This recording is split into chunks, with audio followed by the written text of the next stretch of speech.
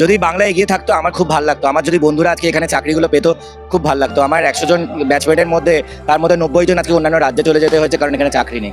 তো মমতা বন্দ্যোপাধ্যায়ের ব্যাচমেটরা কী করে সেটা মমতা বন্দ্যোপাধ্যায়কে জিজ্ঞেস করুক।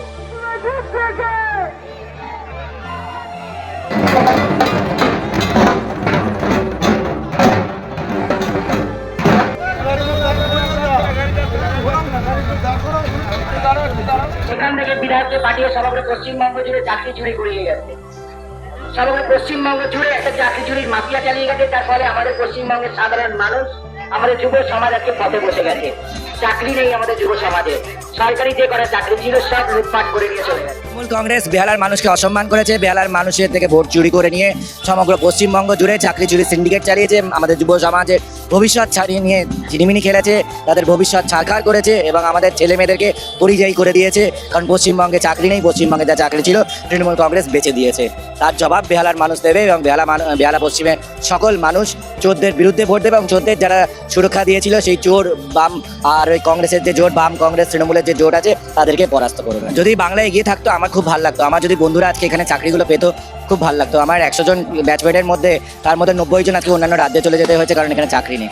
মমতা বন্দ্যোপাধ্যায়ের ব্যাচমেটরা কী করে সেটা মমতা বন্দ্যোপাধ্যায়কে জিজ্ঞেস করুক। জিতবে তো বাংলা, জিতবে বাঙালি, জিতবে বাংলার মানুষ, আর হারবে তৃণমূল, পরিষ্কার কথা। এবং দুর্নীতি যারা করেছে তারা পরাস্ত হবে। জিতবে বাংলা, জিতবে বাঙালি, আর হারবে তৃণমূল। 30 বছর ধরে বামেরা যা করতে পারেনি, 15 বছর ধরে তৃণমূল কংগ্রেস যা করতে চাইনি, আমরা আগামী 5 বছরের মধ্যে এখানে বিদ্যাসাগর হাসপাতালকে একটা যথাযথ সুপার স্পেশালিটি হাসপাতাল করে মেডিকেল কলেজের লেভেলের পরিষেবা দিয়ে ছাড়বো।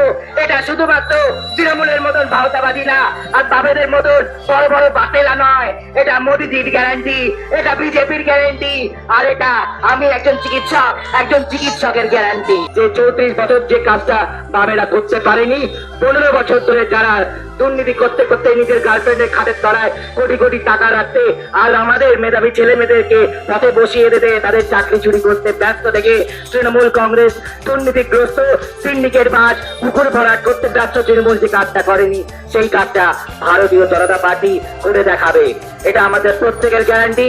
এবং এইটুকুই বলবো, সমগ্র পশ্চিমবঙ্গ জুড়ে আমাদের ছেলে মেয়েদেরকে যে পথে বসিয়েছে এই তৃণমূল কংগ্রেসের বিধায়ক, বেহালার মানুষকে, বেহালা পশ্চিমের মানুষকে অসম্মান করেছে এবং বেহালা পশ্চিমের মানুষের থেকে ভোট চুরি করে আমাদের ছেলে মেয়েদের, আমাদের যুব সমাজের থেকে চাকরি চুরি করে নিয়ে গেছে।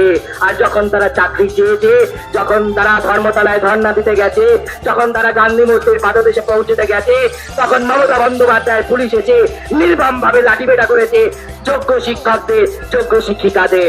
এই অন্যায়ের বিরুদ্ধে আমাদের প্রত্যেককে প্রতিবাদ করতে হবে এবং গণতন্ত্রে প্রতিবাদের একটাই ভাষা।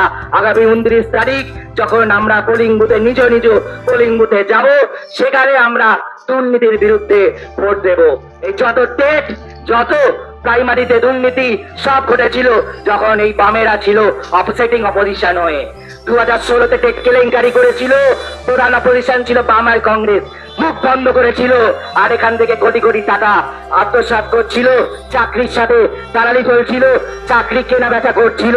এই পরিস্থিতি থেকে যারা চুপ থেকেছে, যারা সুরক্ষা দিয়েছে, তৃণমূলের থেকে ঘুষ খেয়েছে, তৃণমূলকে সুরক্ষা দিয়েছে, তৃণমূলকে চাকরি চুরি করতে রাস্তা করে দিয়েছে, সেই বাম আর তৃণমূলের জোটকে আপনারা প্রত্যেকে পরাস্ত করুন এবং বিদ্যাসাগর হাসপাতাল সহ আমাদের পশ্চিমবঙ্গে সব থেকে ভালো চিকিৎসা পরিষেবা, সব থেকে ভালো যে সরকারি স্কুলগুলো কিভাবে করতে হয় সেটা আমরা ভারতীয় জনতা পার্টি করে দেখাবো। এটা আমাদের প্রত্যেকের গ্যারান্টি।